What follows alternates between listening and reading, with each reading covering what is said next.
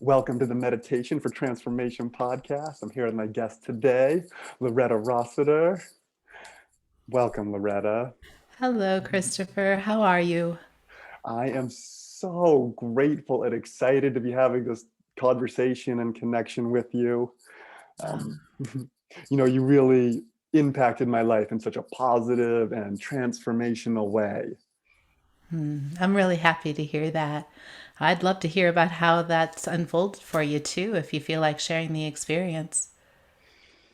Yeah, I think just that heart-centered time you gave to me on that retreat we were on, where you would just come and sit with me. Yeah. Your own free time, you would just come and sit with me and be with me in my process and care about my process and offer wise guidance. You know, Day after day, it was just such a joy. It's such a comfort. And when I see hummingbirds, I still think of you because I know you have a connection to them. And we saw them together, and I'll be like, oh, it's a. Yeah. Yeah. Hummingbirds are such a joy to me. They literally let me know when I'm on my path. Mm-hmm. And I have a really beautiful gift of spotting hummingbirds pretty much everywhere. Even one time when I was in Egypt in the middle of a desert, we went to go see a Christmas tree, which is a miracle in itself. And it's basically a small spring in the middle of the white sandy desert of Egypt. And there was a hummingbird there. And I couldn't figure out for the life of me how that hummingbird ever made all of that flight through the sand and through the sun and without dehydrating to get to that little oasis. It was so beautiful.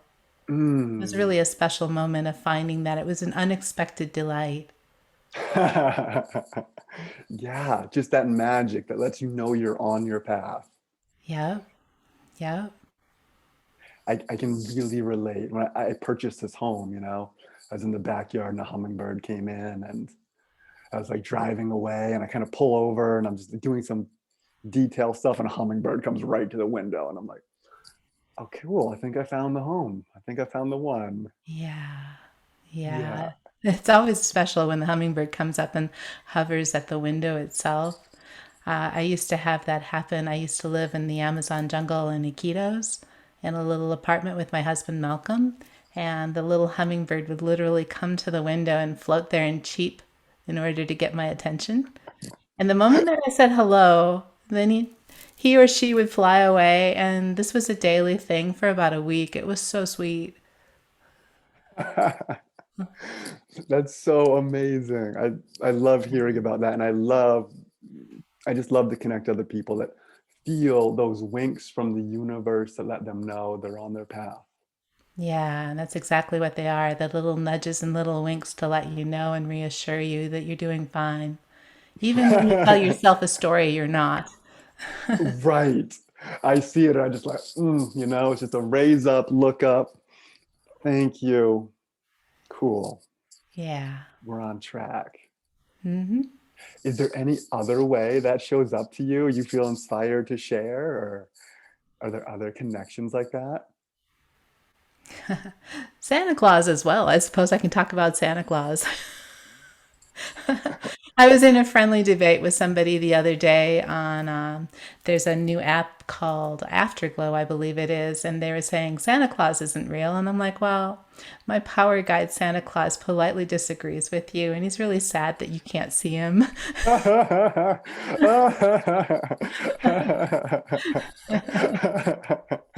He wrote back, "Thank you for agreeing with me, Loretta." And I'm not really sure what it was that he got out of the conversation, but there it was. Epic. Yeah.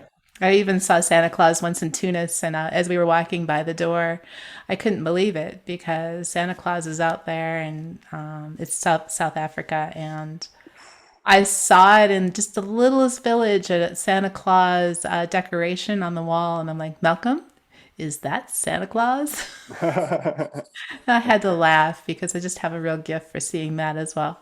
and you feel legitimate, would you call it guidance? You feel legitimate communication from something transpersonal when you see Santa Claus. This all means something deep to you.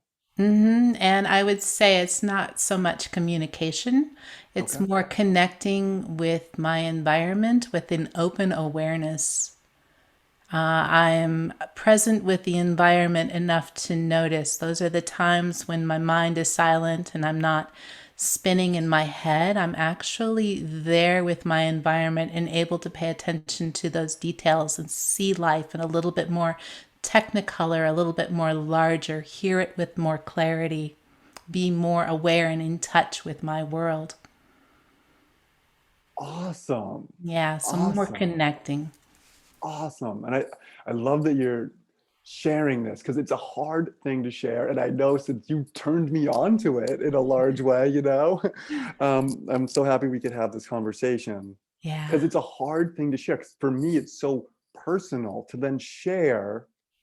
I feel like it's a wink from the universe to hmm share that with someone since it's so personal. Um, it doesn't always translate well. And it's so true, just like the gentleman on the app that I was having the conversation with. And he may believe me, he may not. And that's okay. That's all right because that's his personal journey and his opinions and his truth are valid.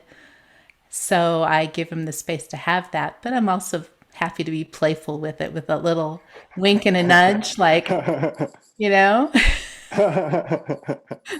Yes. hmm And yeah, and so is our subjective experience of reality, right? That I heard it recently said that like everyone has these kind of experiences.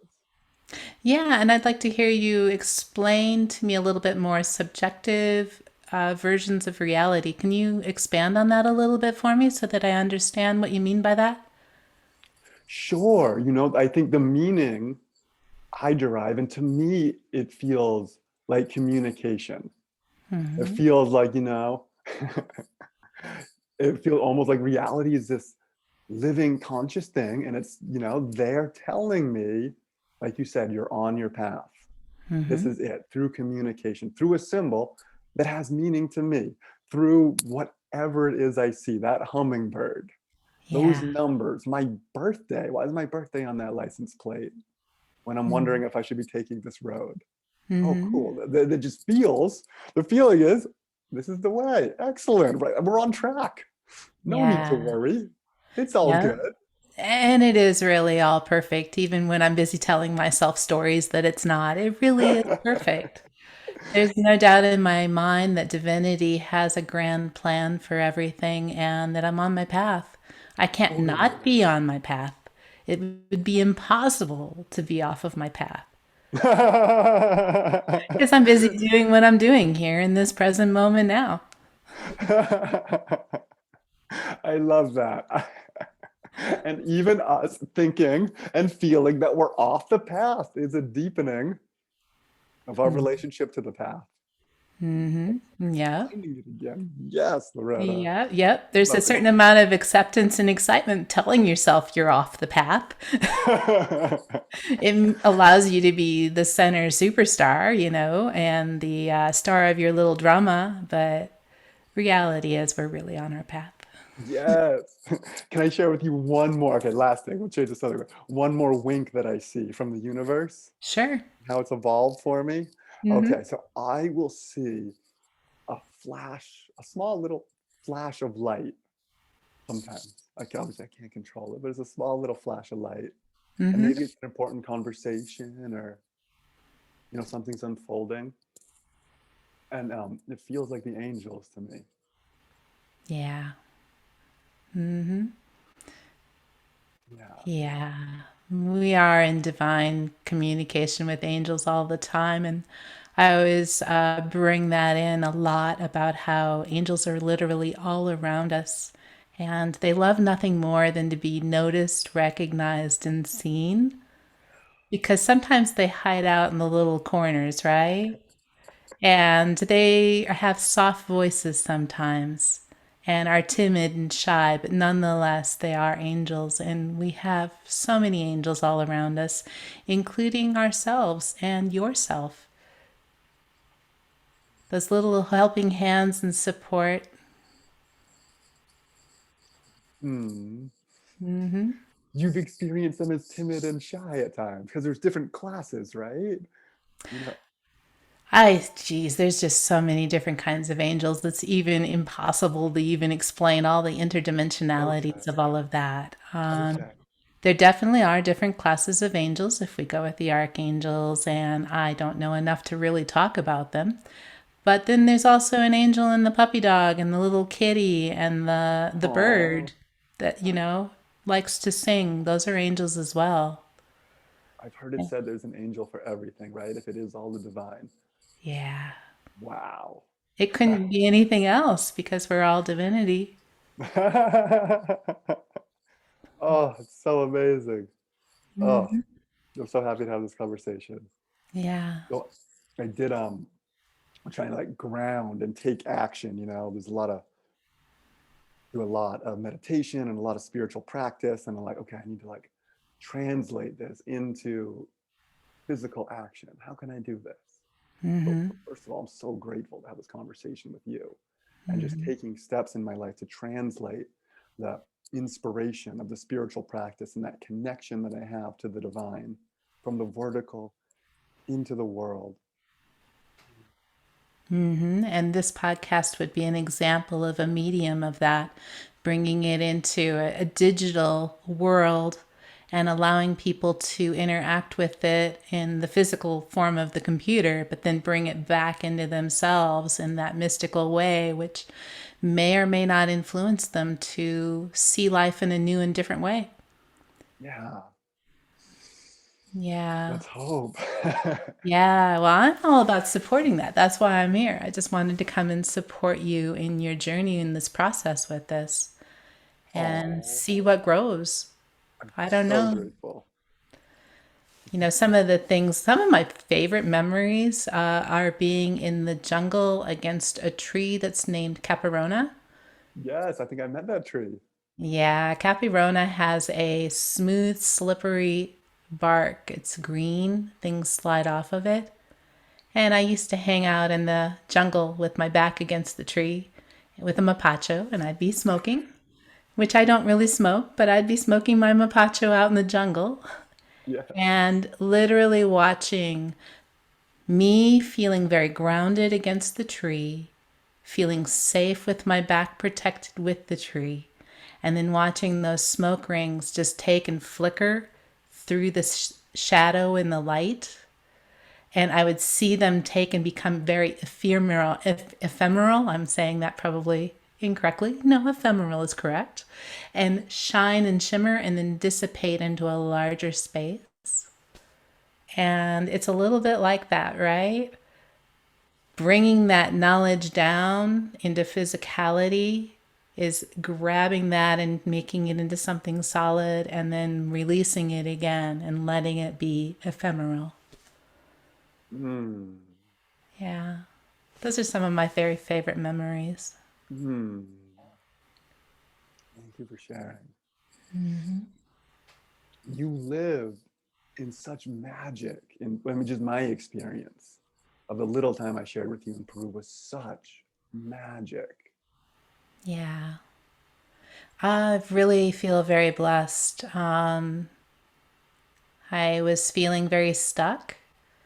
I was just watching a little Joe Rogan clip where he's talking to people who work those 9 to 5 grinds and feel very limited in their small boxes. Hmm. That's what I used to work as. And I got really brave one day and broke free of that and started traveling around to see what I would learn. And I've been blessed to meet some amazing people along the way who helped me on my journey. What was that call And for you? which was What was that the calling podcast. like? Oh, the calling. The calling was really a intense pain. And there's really no better way to say it. And it was really kind of funny because I'd be like, telling all my coworkers in the very beginning, I'm stuck, I'm stuck, I'm stuck. And then I like had this brilliant idea, let's all get unstuck together. And I didn't recognize that my coworkers were actually quite happy in that safety and that security that they had created for themselves with their family networks and their home and their responsibilities. It gave them a grounding. Right. And I didn't know that I was a little bit more different than that. I saw it as, oh my goodness, I just want to be free to explore things, have my life expand, and Yeah. learn and grow. Yeah. And so the calling was really painful because the box, for some reason, seemed to be getting smaller and smaller and smaller and tinier and more cramped and Hmm. more scary. And the more I was in that box and the tighter it squeezed, the more afraid I was of staying in that box. Yeah. And that fear of staying in the box ended up being small compared to my fear of not moving out in the world and having an experience of life that's beyond me. Wow. Mm-hmm. This is really coming full circle for me because I experienced that same box and that same almost painful yearning for something more, that knowing that this can not be it. Yeah. And 5 years later, Loretta, we're here again. Yeah. And there's that same painful desire for expansion that this cannot be it. The comfort zone, there's been an expansion that's become the new comfort zone. Mm-hmm. Yeah. And I've even like crawled back into the box somewhat since I've been in the United States. I'm working a simple house cleaning job, made for a hotel, and I go in. I'm like, ooh, clean, dirty room. Clean, okay, it's clean. Go into the next room. Ooh, clean, dirty room. Is it clean? Yes, it's clean. And I have gotten into this routine, and the universe within this little job is just so small. Yeah. Even as I have a satisfaction of making sure that those guests have a nice experience by providing them a clean room, it Hmm. doesn't necessarily feel like a true expression of my gifts, even if I am a good cleaner. Understood. There's just so much more, and I know it. I know it too. Hmm. Hmm. What you were thinking about leading a retreat in Mexico.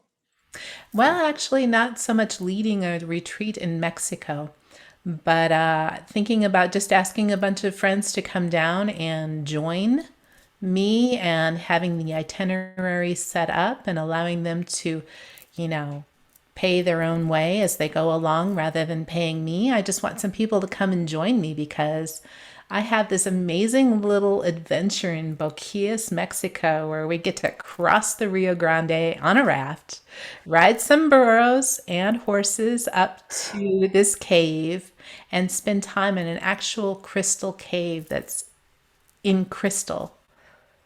And also go and see a silver mine and spend some time in a hot springs underneath the stars. Because I have to tell you, the stars out here in Big Bend, Texas are just so expansive. This is where I'm learning about abundance. There's literally millions of stars being a dark sky park. Hmm. Yeah. And I have a whole bunch of other little amazing things in my mind with it as well. And this is how I'm making this time here in Big Bend be more, Hmm. is by taking and spending my time exploring how the adventures that are available here in this environment would be able to expand other people and help support them and grow and have a good time and learn about themselves and take some practical things back home with them. Yes. Yeah. I was gonna say the vibe in that cave must be so high. It's a crystal cave. It's a crystal cave. Yes. I haven't personally visited it yet, but it's definitely on my list. I have met a gentleman named Gabriel who's going to take me on this little adventure and show me what it's about. Oh, that is so magical. Do you Hmm. just have just from what I've seen of your travels, after spending time with you in Peru, I used to like follow your website because you would like lead the most obscure places. I didn't even know this was a travel destination. How are you? I Where are know. you? This is an option. Uh, that was, yeah, Malcolm, he was amazing. Like, he expanded my world in so many ways. I had no idea where these places were on the map. And he'd like come home and say, "We're going to XYZ." And I'm like, "Okay, where is it?" And he'd laugh. And he'd say, "Who brung you up?" And he helped me to see that the world was just so much more richer and vast than I even could suspect. We really went on some amazing tours. I'm thinking in particular Leh and Ladakh, which we didn't get a chance to take people on. What is laying in the dock? I've never That's what I said. It's in northern India. It's up in the mountains. They tend to have a lot of conflicts. Malcolm was unafraid of those things because the places were pristine from tourists. And as such, we were able to have some real authentic experiences with the people who actually live there. Mm. And that was a part of the beauty of it, to be able to really explore the area and see it for what it is rather than through a commercial tourist lens. You went into the areas of conflict. Sometimes I wouldn't And say, well, Leh and Ladakh was on the border of potential of areas of conflict. okay. So we danced along the borders of some of those places. And you met and connected with the people. Literally, you guys have a gift for that. And I so have this desire in my heart for that expansion. And I think it's, knock on wood, it's going to happen. In Yeah. my current job, I work for a social service. I work with adopted families and adopted children when those placements are rocky and the kid might be placed out of the home. So I work in the capacity of meditation for healing the trauma. And this job has placed me with people that I wouldn't connect with. I wouldn't sit and have a conversation with. And not to any fault of my own or theirs. It's just simply like, it wouldn't be something that I would consider, to really know and understand and be curious and care about what's in that other person and their past and their Yeah. trauma and their pain. And I found my heart opening to people so far outside of my box, so far outside of my comfort zone, so different than myself in every way. And there's this commonality and beauty. And you're just taking that another step further.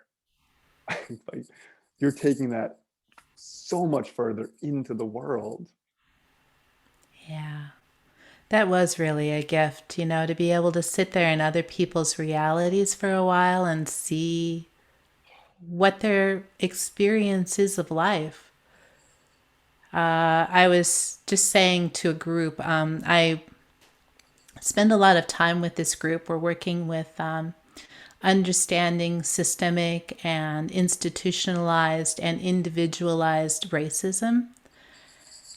And as we were exploring it yesterday, I've been with this group now for 3 years. I was so grateful to this group because even with my skills that you had met me with, I was still not fully standing in other people's experiences. Mhm. And I'm still not fully doing it either. I'm perfectly imperfectly doing this. But I'm doing my best to be present with people so that I can understand beyond mental what it Mm. is they're going through You feel it. in my body and in my emotions. I have increased my sensitivity to it. I was saying to other people, like the group yesterday, like I sit there and I'm like, oh, this is Loretta's perspective. This is Loretta's perspective. And then this group showed me that my perspective was so small, even with my experiences. So now I'm getting more into standing into other people's viewing points. It doesn't mean that I'm going to have their experience or know what they're personally experiencing, but I'm standing in their viewing points the best I can and trying to assimilate more of an accurate picture of who they are and the processes that they work with through Mhm. that. And I have so much gratitude for this group. I mean, they're amazing. We've been working on this for quite a while, seeing how we can transform things within racism. And it all starts with our individual selves. And then when we get that point, then we can stand on other people's viewing points. Which seems like I'm rambling, but I'm trying my best to say it in a clear way. I just am still processing this out, Yeah. what fully this experience has been for me. And when I hear you say that, my initial thought is that takes just an amazing amount of selfless courage, because this may be my assumption, but it seems like you would need to feel that other person's pain, Sometimes I do. or, or Yeah. And it's at least open your heart to their pain for oh, that I emotion. literally sometimes feel their pain. That would be a correct statement. Not all the time. And sometimes I have to intellectually do it. Uh-huh. But sometimes my emotions catch into what they're actually feeling, and I go on that journey with them for a little ways Oh, and help move that for them if I can, if I'm allowed to, if they give me permission, if they wow. invite me to. Wow. Yeah. And that was just such a large also piece of the work you were doing in Peru, is just being with others in their suffering for healing it. Witnessing. Mm-hmm. Sometimes I feel that if I can't be in that viewing point, just being a listening ear and being a witness to their pain or to their emotions and holding that safe space of non judgment, they can move through it, evolve it into a new thing with alchemy and turn it into gold, something that was really bad, and make that into a lesson that allows them to take that next step up, whatever that is that they're going to do. Yeah. Yeah. Yeah. It's been so helpful on my journey to realize that that light and that divinity really does, dissolve the suffering. Like you're saying, I never understood the concept of alchemy until I said, oh my goodness. And now there's this, like, for me, I process a lot of past life karma. And there'd be raw sensations at times, like I'm going to die, or, the panic of that. And to say, even though I'm at my edge, I'm going to, you know what, let's see what the truth really is. Because I'm going to roll the dice and say that this whole death thing isn't the highest truth. And this whole suffering thing isn't the highest truth. And it's expanded my consciousness like nothing. And it's given this confidence. Like no.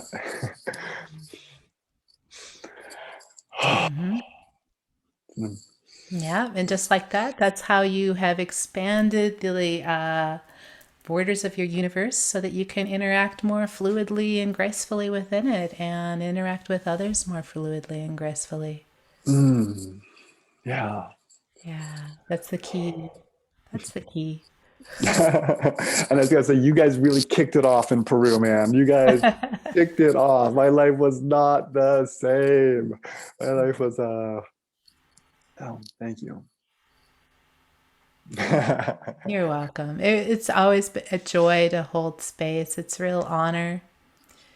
You know, I was even watching yesterday with my coworkers, and the coworkers that I work with in house cleaning have different abilities and different capabilities and different experiences of life and different experiences growing up and who they are and how they express. And I was noticing that, and it's really sweet, it touches my heart. My coworkers feel safe with me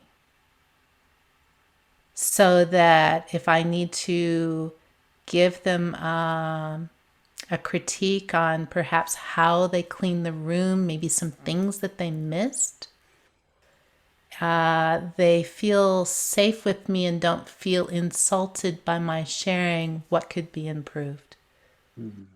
And that is a really touching moment to understand that they can hear me because they haven't brought up their defenses and shut down into a box, and they haven't become combative or offensive either. Mhm. And they can see clearly, oh, okay, I'll take care of that. And then they actually do. And I noticed that some of my other teammates, when they go in to critique somebody's room, they create this friction. They hit on those edges and hurt those childhood wounds and have little sensitivity or awareness. I'm really feeling the carryover, the healing work and the travel and the mysticism Hmm. and the practical application it has for connecting to others. Yeah. Others who haven't had that degree of experience that I have been gifted with in life. You know, I've spent time with some of the best mentors and teachers I could find in this world, Yeah. and their gifts to me have helped me to be who I am now and continue to help me evolve. Yeah.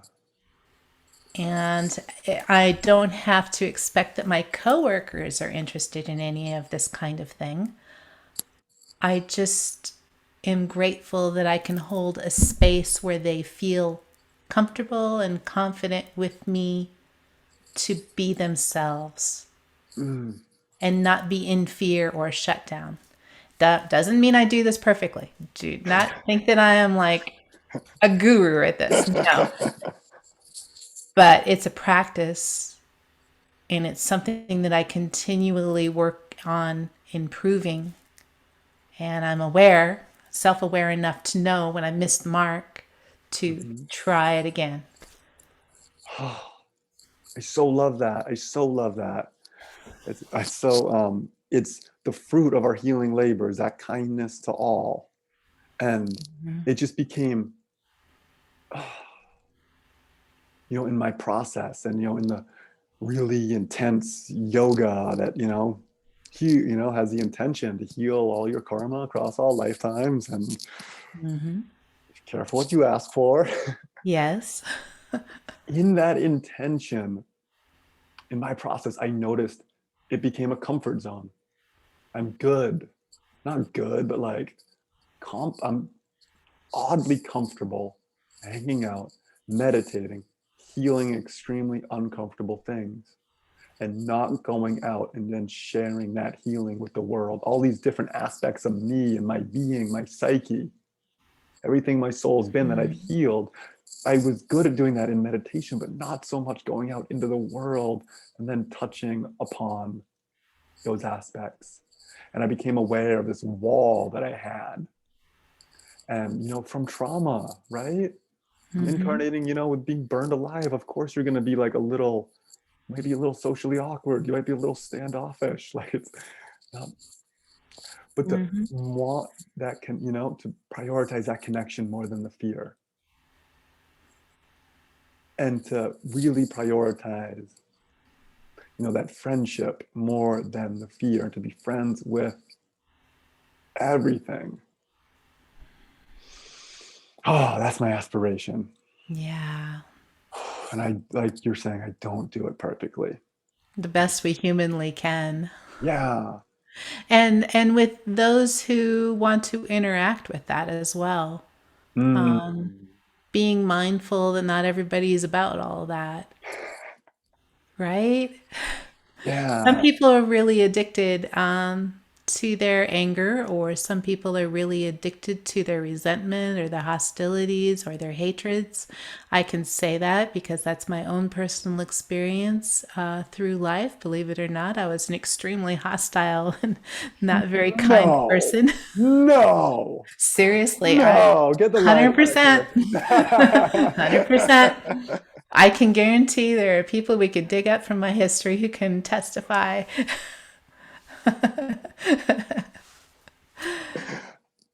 And it's just, it's almost like that was also alchemy. Yeah. That was my, I didn't have a wall, but yeah, it was a wall.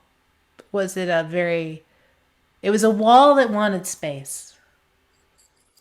And then the hostility and the hatreds and the anger and all of those things were a part of that pushing away to help keep me safe.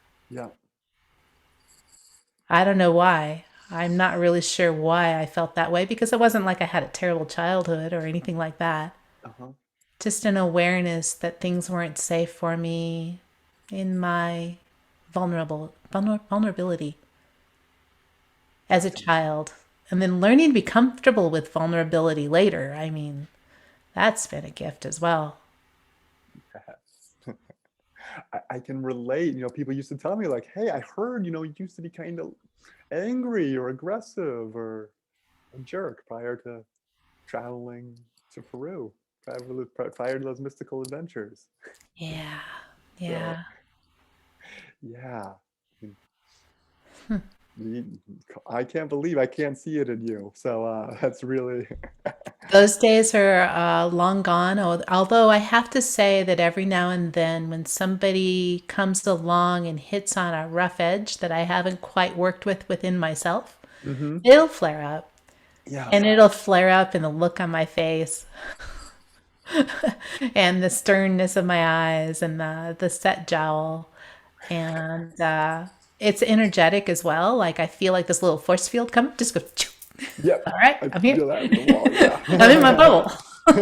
See me in my bubble. I'm angry. Go away. You won't like me when I'm angry. Trust me. Yeah. And then, like, having to stop and actually feel those symptoms in my body as quickly as I possibly humanly can. hmm Going, oh, yeah, that's that look. That's that feeling in my face. That's the look in my eyes. And going, well, what was that? What do I need to work with now?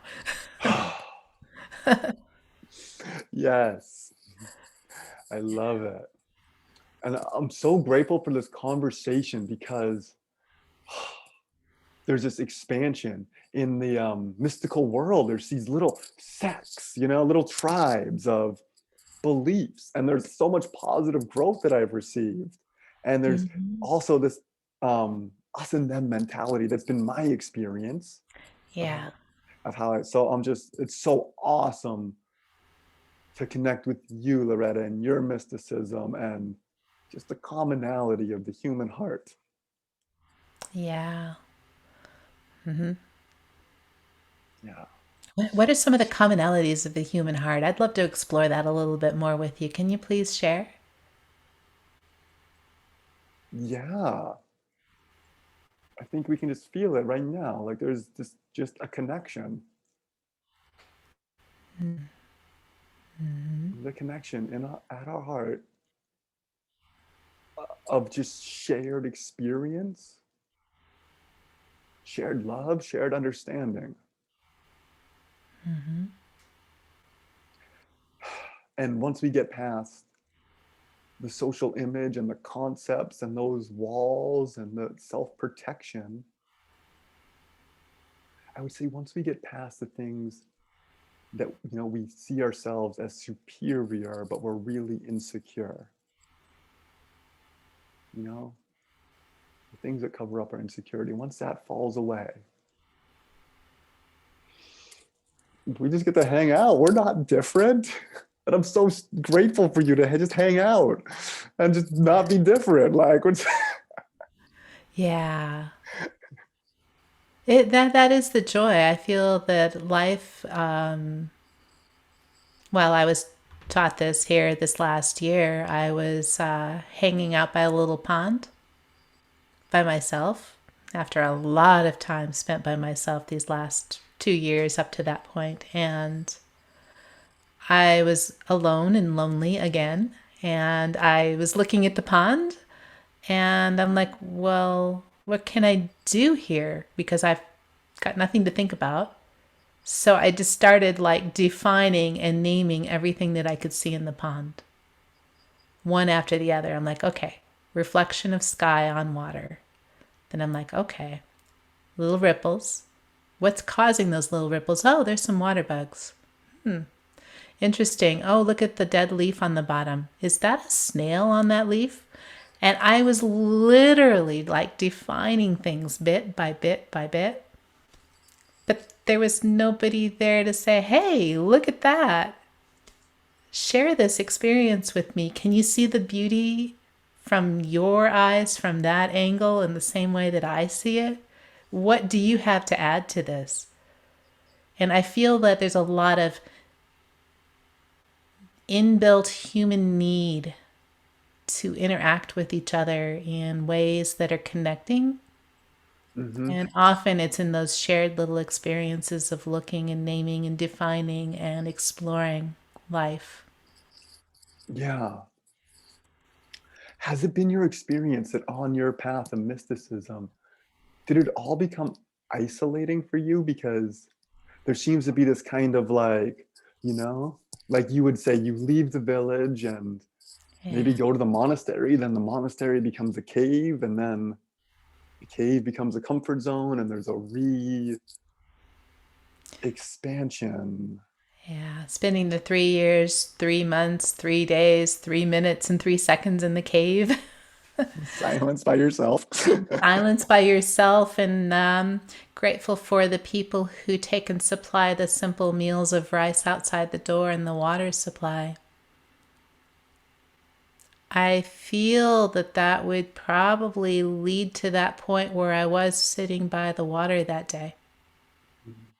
And what was interesting about sitting by the water that day was the next day I went out, and this time I picked a spot in the clay underneath a very small, scrubby pine tree. And I felt even more isolated, disconnected from people, alone. Mhm. So I'm like, okay, well, we'll try the naming game again. And I'm like, pine needles, bark, branches, cloud, blue sky. And then I tried to say, well, let's expand it a little bit. What can I smell? And it was like a fall day. Okay. What else? I can feel kind of cool. Explaining that to myself because I'm just talking to myself, telling myself what I view in this world. Mhm. And once again, that seemed even more isolating and even more lonely because at least the pond had little textures and nuances in the water. Mm. There was a little bit more depth in the Mhm. water to explore, but I had picked a very plain canvas.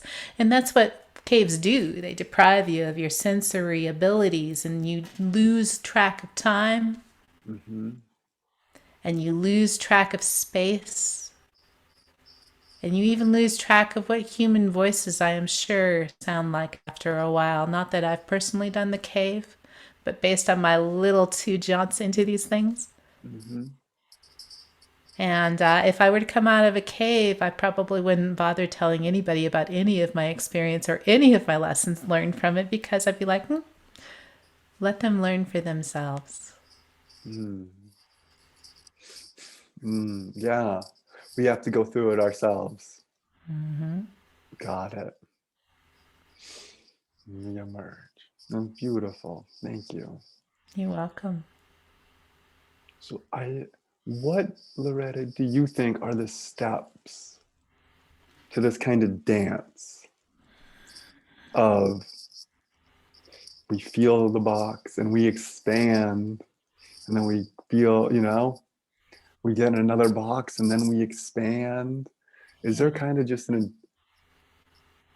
is there any way words can articulate the expansion, the next honoring of the calling to expand and to leave the comfort zone? Well, the box will present hard edges. Mm, And the box, at least in my experience, I can only speak from my experiences, presents little pricks, maybe little cuts and little scrapes, maybe mm, some big ones, maybe even some big knocks over the head sometimes. And you just like have to own it, take responsibility for it. Like, yes, that's mine. And when I take responsibility for, yes, that is mine, then I have an opportunity to own it, work with it, learn from it, grow from it. mm, And once I have that lesson as my experience of that particular moment in time, because it can only be that particular moment in time, I will be just naturally changed for it. And when I'm naturally changed for it, that's when I have a little bit more freedom and I can then hang out with life in a bigger way mm. that allows me a little bit more freedom and a little bit more movement. And then I wait for those next hard edges to come along. And they Cyclical hard do edges. invariably. They do invariably. Aw. But that's a Awesome. part of me having a human experience. You know, if we subscribe to an I do, the idea that we are all one, I know this because we're breathing the same air, we're walking the same earth,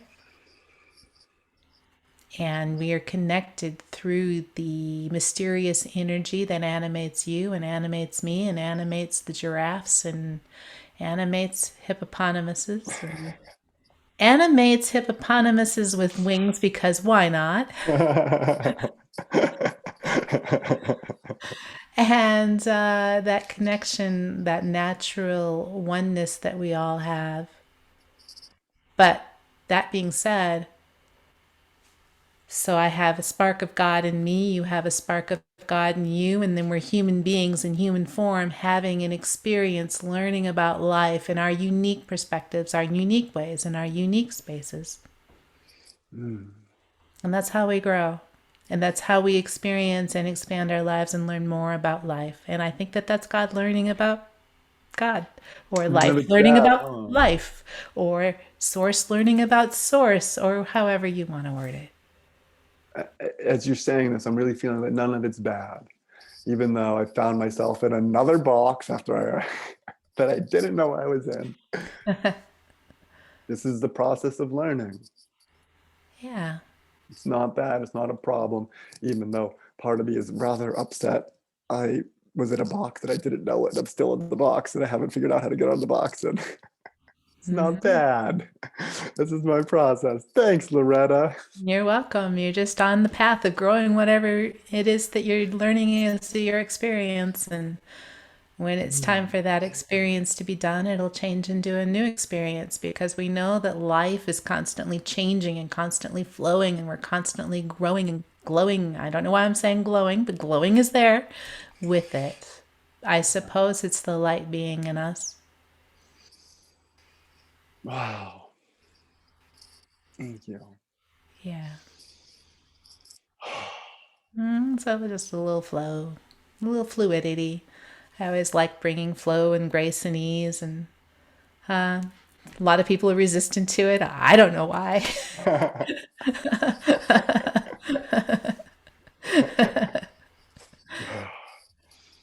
Definitely incorporate some of that.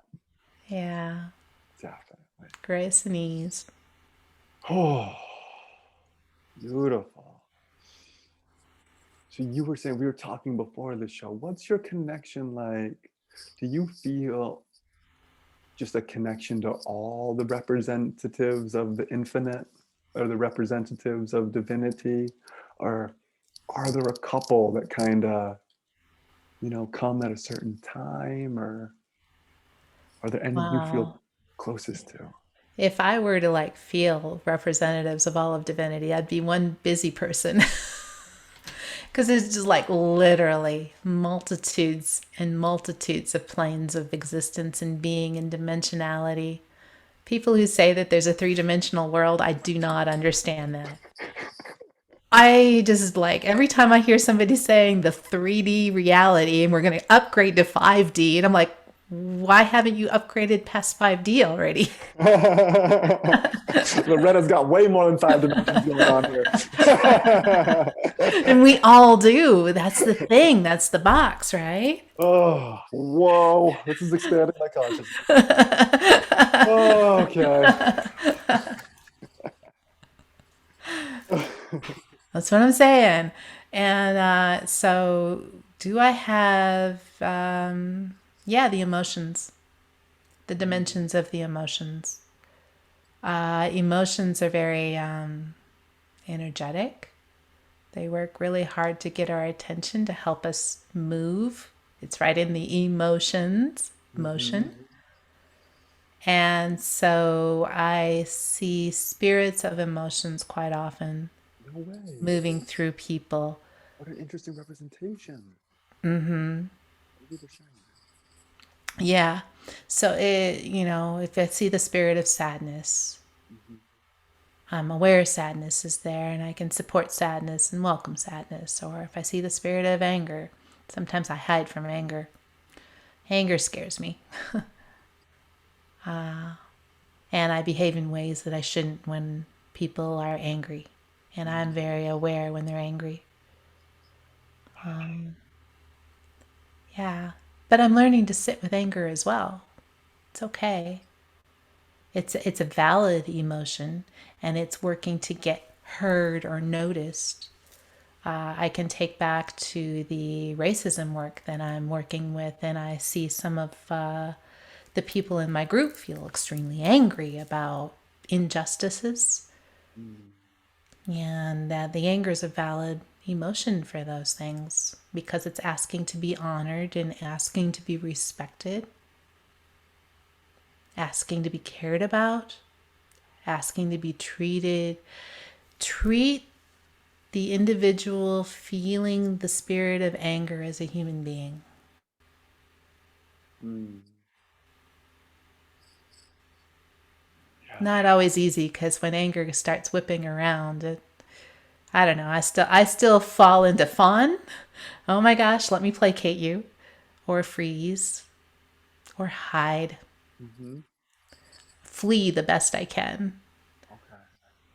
Okay. Anger's an interesting one. I just am exploring anger out loud a little bit because that's an example of a spirit that I can see. And anger knows to do only one thing, that's how to be angry. This is a very important one. I met anger one time.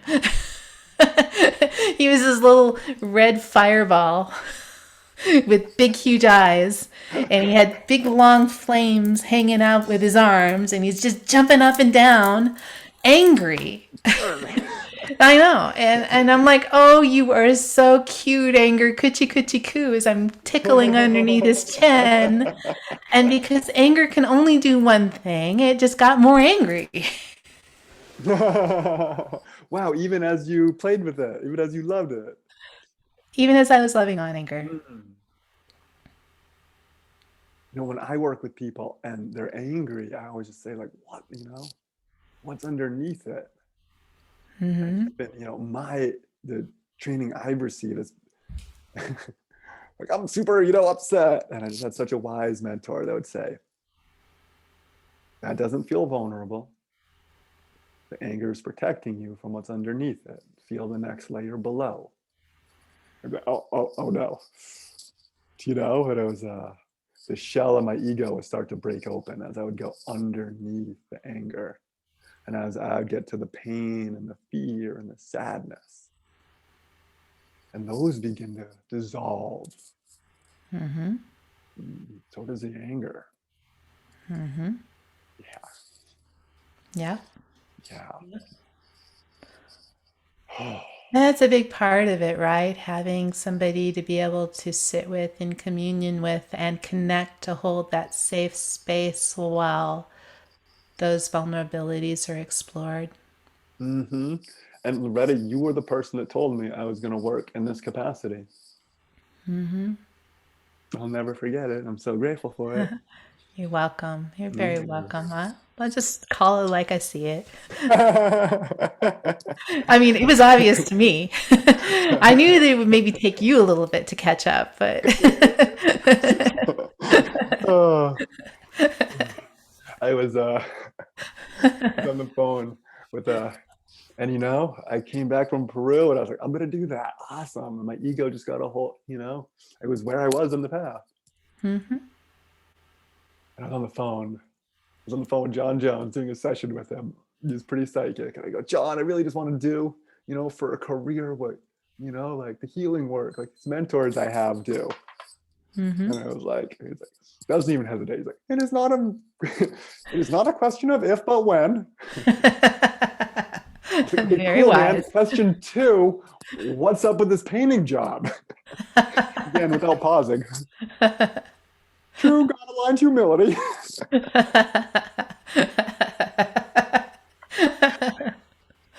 Uh-huh.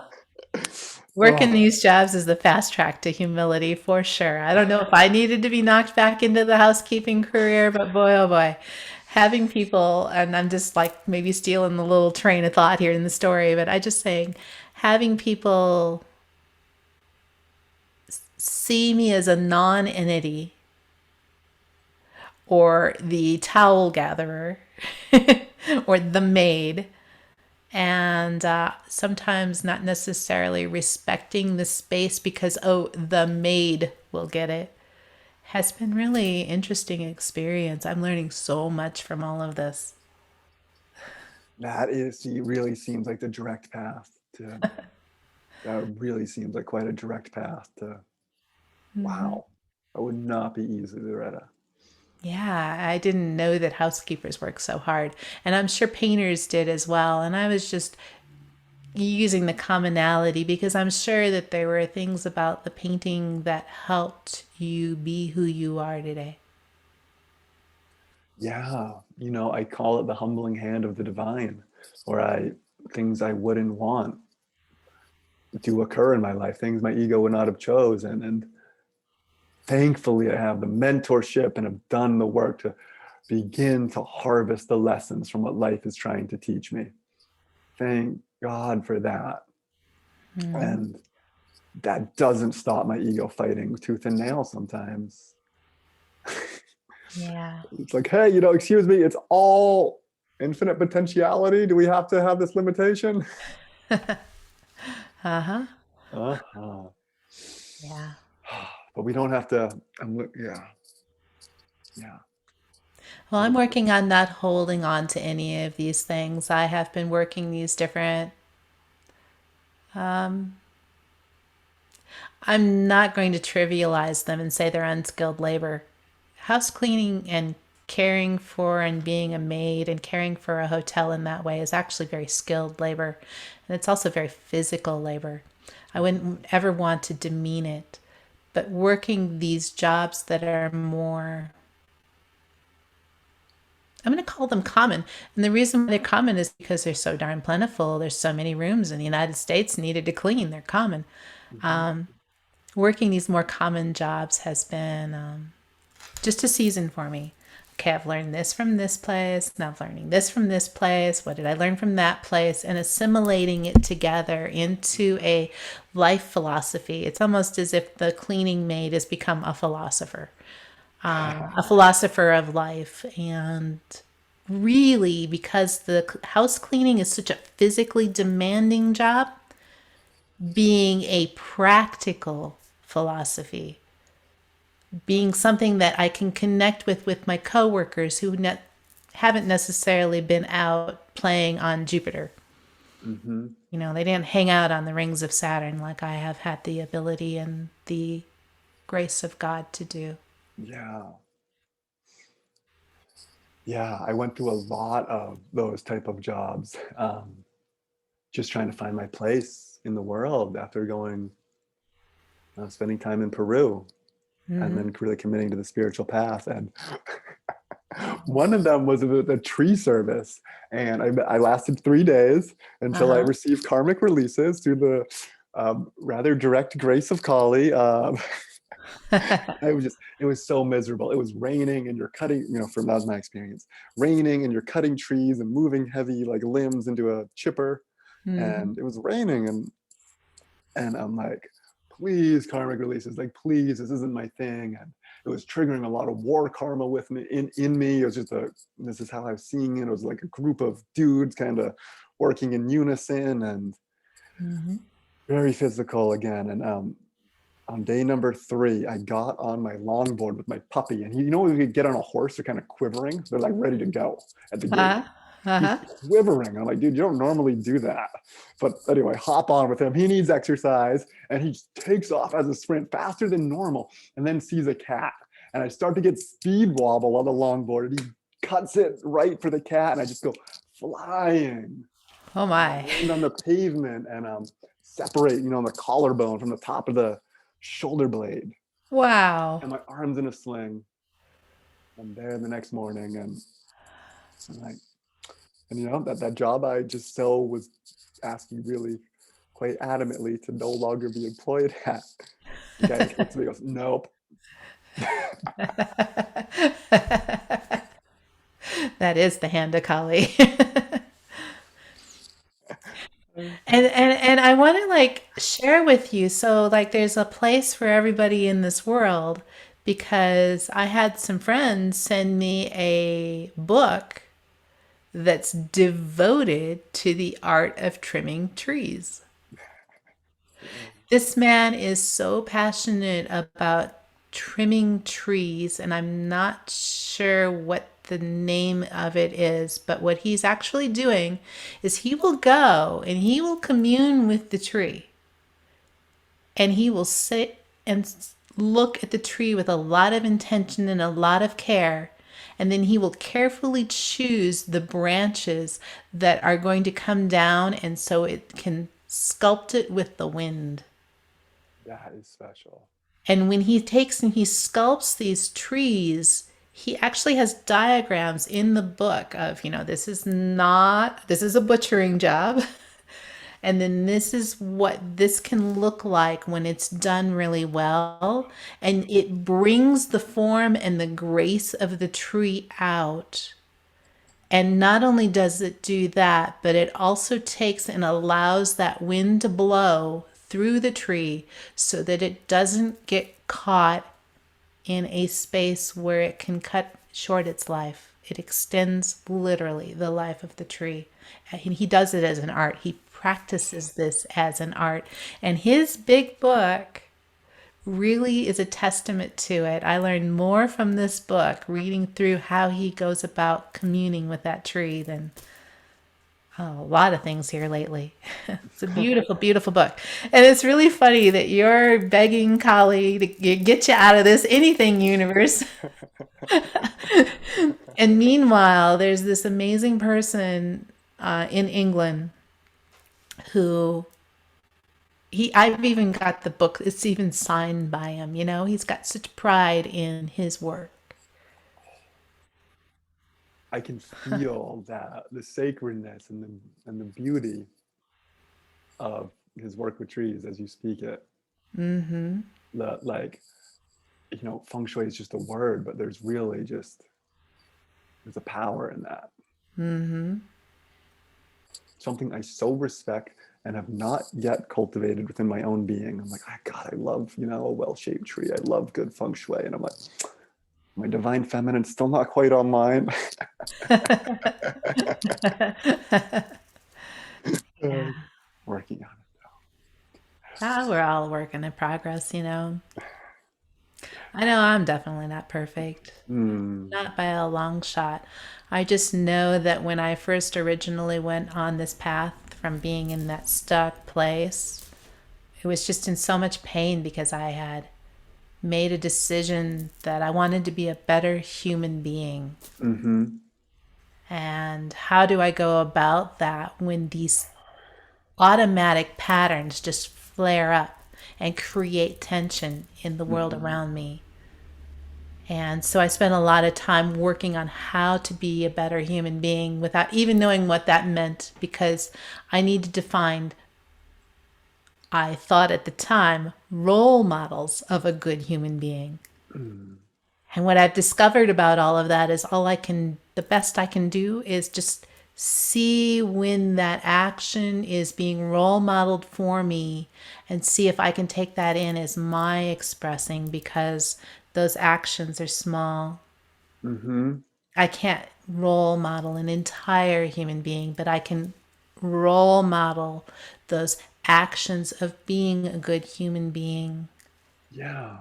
and use that as a learning tool for me and seeing if I can incorporate it in my being in some way so it naturally expresses.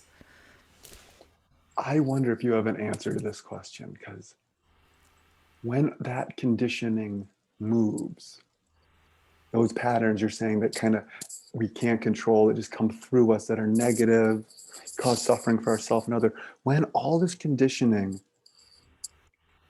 is no longer present, Mm-hmm. what operates through? Oh, well, I'm going to go with for me as a personal, I'm noticing a natural dignity, respect, and civility. Mm, I'm not going to go so far as to say love. However, I will suggest that dignity, respect, and civility are expressing love. And I'm able to sit with more people who may be a bit contentious and not as comfortable for other people. mm, And I'm actually able to sit with them, explore whatever it is that they're bringing to the table, and not have them shut down or pull back. beautiful. So that's what I'm noticing as I move through these uh, self imposed limits. Now, when I was young, those were culture imposed limits Mm-hmm. and parental imposed limits, which was again cultural imposed limits. And, but there came a time when I'm like, hey, the buck stops here. They're mine now. Yeah, it was. I had well, Loretta. Oh boy, I had a heck of a time coming to grips with the fact that I thought I was a victim. Oh my God, I'm a victim of cultural imposed limits. Mm-hmm. But I had to own them Okay. because they're mine. Yeah. And as mine, that gives me the efficacy and the ability to work with them. Amen. Oh, And I don't know any other way to do it other than to label it as mine, suck it up, and move through it. oh, Relax it, befriend it, I got the suck it up part, but then relax, befriend it. Why are you here as a limit? What can I learn from you as a limit? Why were you put in place? And for how were you helpful at that moment in time in mm, that generation? And this is when generational healing gets real. okay. That's when it really hits like that. That's so true. You're literally healing your generational wounds when you can do that. Okay. Beautiful. Love that. I love that. Awesome, Loretta. I've so enjoyed this, and I'm so grateful for the opportunity to connect with you. Um, Yeah. if people want to get a hold of you, are you available for sessions, or are you kind of I'm staying off the grid? I have during the entire time I've been back, I have just been leaving people to get in touch with me if they feel inspired to. That's where you come in. You got in touch with me out of the clear blue, and I was curious, and I'm exploring what this is about and getting to know you better, and that's awesome.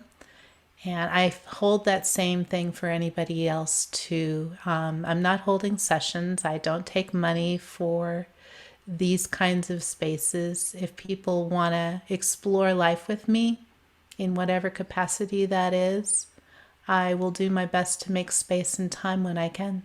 Oh my goodness, that is so sweet. You are so sweet. Thank you, Loretta. You're welcome. Thank you for your time. Thank you for your beauty, your inspiration, your wisdom, all of it. Really appreciate Just little peeks into here and there, the it. corners of my mind that without you, once again, without you, I would just be having us sitting here staring and naming my computer monitor experience, right? I really need that interacting. And that's part of the beauty of life. And I thank you for Oh, reaching out and connecting. oh, I appreciate you, my friend. I'm giving you a hug through Oh, the thank screen. you. It's right back at ya. Oh, all right. Thank you again. All right, guys. Meditation for Transformation podcast. My name's Christopher. Thank you, Loretta. You're welcome. So